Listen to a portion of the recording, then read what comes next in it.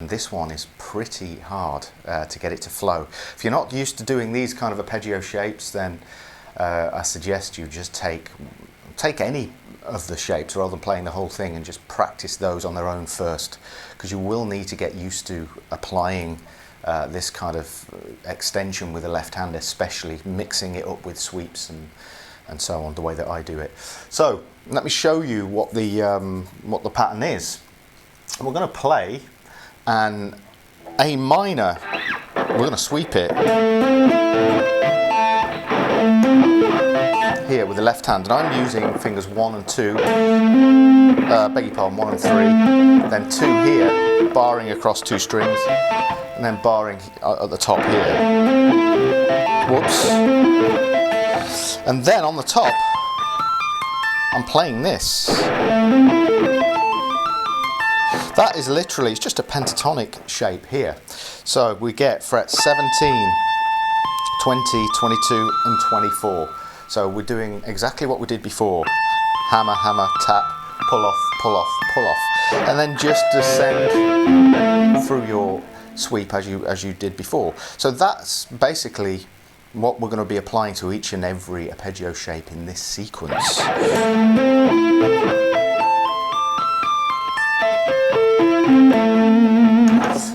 It is quite challenging. It takes a while to build up that speed, you know, so keep it nice and slow. Okay, so the sweeps are pretty obvious there. I've tabbed all of these out with all the picking patterns that I'm using anyway, so you can consult the tab if you're unsure of how you want to do it. So next shape, we're just going to descend chromatically here by a fret. And then we're going to play an E major chord. It's actually an E7 chord, that's how this pattern moves, and we're going to be tapping the same fret every time, fret 24.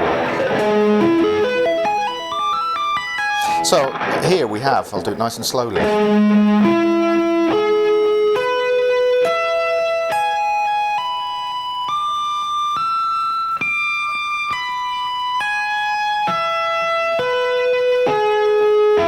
Now that descending portion, again, you can hammer from nowhere if you want. I really like the sound of it when it's hammered from nowhere, but you can continue to sweep it if you want. It's up to you. So moving on, we're going to play the same shape as we did for the first one, so an A minor, well, it's a minor triad, but we're going to play it here at fret 15. And in this instance, what we're going to do on the top string,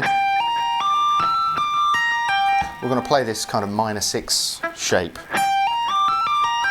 So we have the triad, so that's 15, 18, 22, and then tap at 24. Oops. Okay, that's that shape. Then we're going to move down and do exactly the same shape that we did for the previous major arpeggio.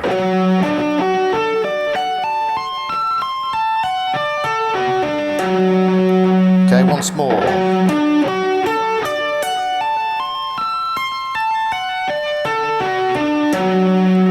Okay, moving down, we're going to do just a straight major arpeggio with the root here. So if you notice, we're getting a nice chromatic line in the bass. We're tapping the major 7th here, so I guess that's kind of like an F major 7.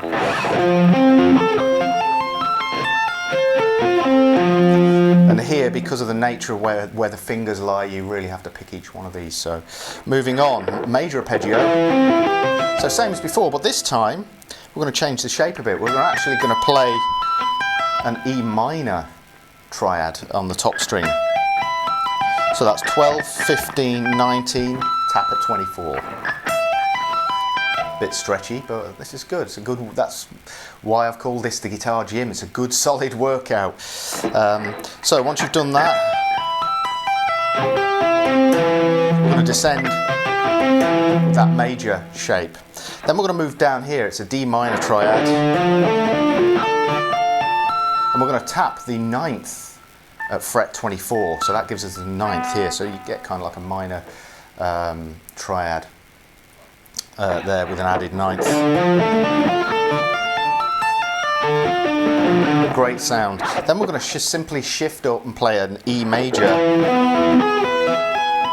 triad, but then we're going to tap at fret 22, then slide up to 24, then back down,